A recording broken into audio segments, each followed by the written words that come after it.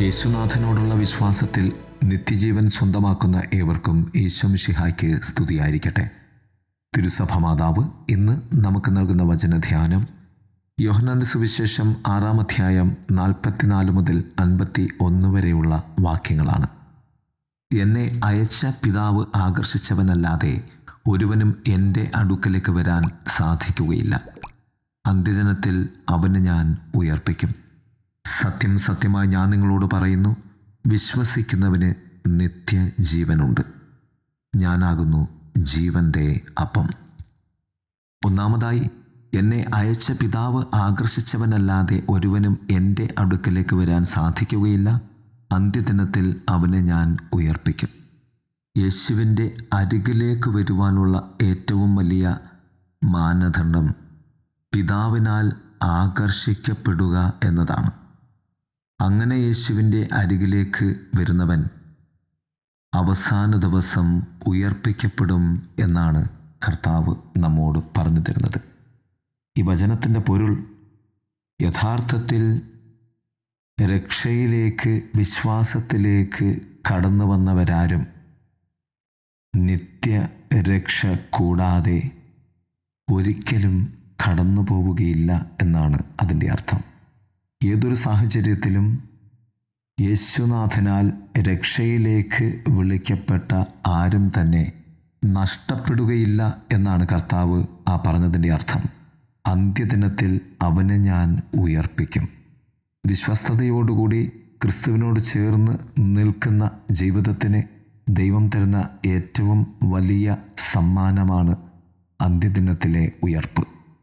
യേശുനാഥൻ നൽകുന്ന ഏറ്റവും വലിയ ഒരു ഗ്യാരൻറ്റിയാണ് അത്.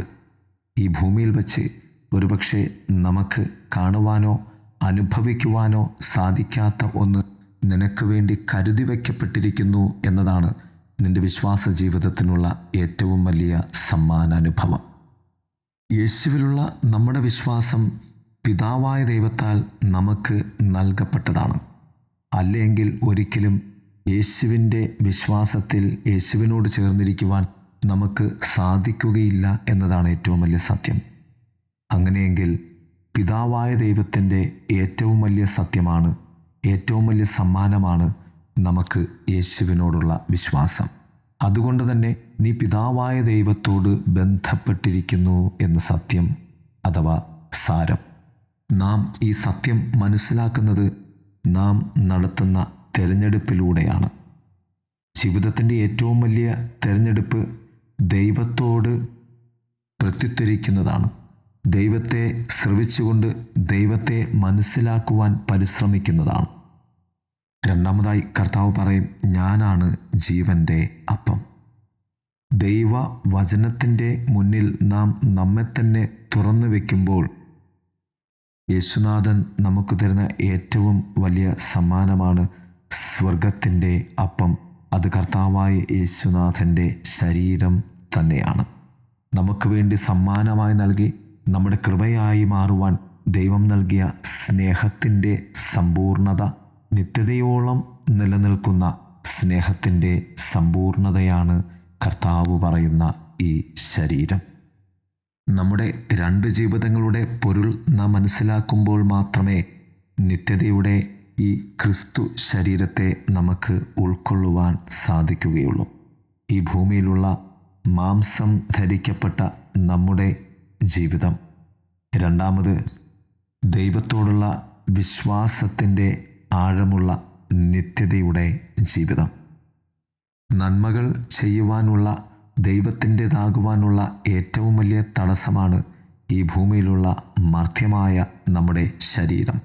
എല്ലാ ദിവസവും നന്മകൾ ചെയ്യുവാൻ എത്ര കണ്ട് നാം സഹനങ്ങളിലൂടെ പരിശ്രമിക്കേണ്ടതുണ്ട് എന്നത് വലിയ ഒരു വെല്ലുവിളിയാണ്.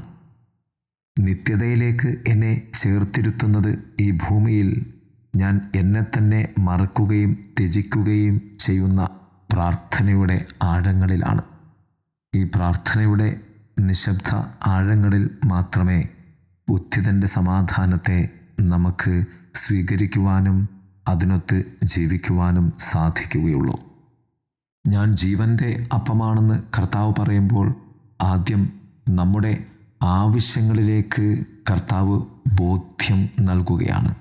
രണ്ടാമതായി കർത്താവ് തന്നെ സമ്പൂർണമായി നമുക്ക് വേണ്ടി നൽകുകയാണ് ചെയ്യുന്നത്. നമുക്ക് നമ്മുടെ ആവശ്യങ്ങളെ ദൈവോന്മുഖമായി ധ്യാനിക്കുവാനും സ്വന്തമാക്കുവാനും സാധിക്കുമ്പോഴും ദാഹിക്കുമ്പോഴും മാത്രമേ നമുക്ക് ഈ ക്രിസ്തു ശരീരാനുഭവം ബോധ്യമാവുകയുള്ളൂ.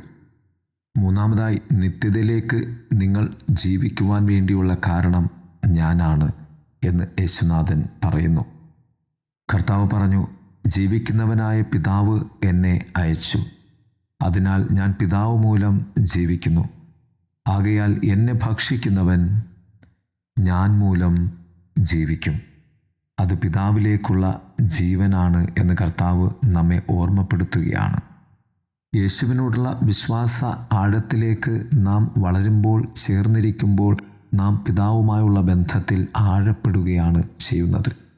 പിതാവ് ആകർഷിച്ചാൽ മാത്രമേ നമുക്ക് ക്രിസ്തുവിൻ്റെതാകുവാൻ സാധിക്കുകയുള്ളൂ. എങ്കിലും നീ ക്രിസ്തുവിൻ്റെതായി കൂടുതൽ മാറുമ്പോൾ നീ പിതാവിൻ്റെ അരികിലേക്ക് ചേർന്നിരിക്കുകയാണ് ചെയ്യുന്നത്. ഇത് യേശുനാഥൻ്റെ ഒരു തുറന്ന സ്വാഗതമാണ്. ദൈവത്തിൻ്റെതായി മാറുവാൻ ഇതാ ക്രിസ്തു നിന്നെ വിളിക്കുന്ന ഏറ്റവും വലിയ നിത്യതയുടെ ക്ഷണം. പ്രിയരെ, നാം സ്വീകരിച്ച ഈ വിശ്വാസത്തിൽ മറ്റുള്ളവരെ ചേർത്ത് വെച്ചുകൊണ്ട് നിത്യതയിലേക്ക് നമുക്ക് യാത്ര ചെയ്യാം. ദൈവം നമ്മെ സമൃദ്ധമായി അനുഗ്രഹിക്കട്ടെ. ആമേൻ.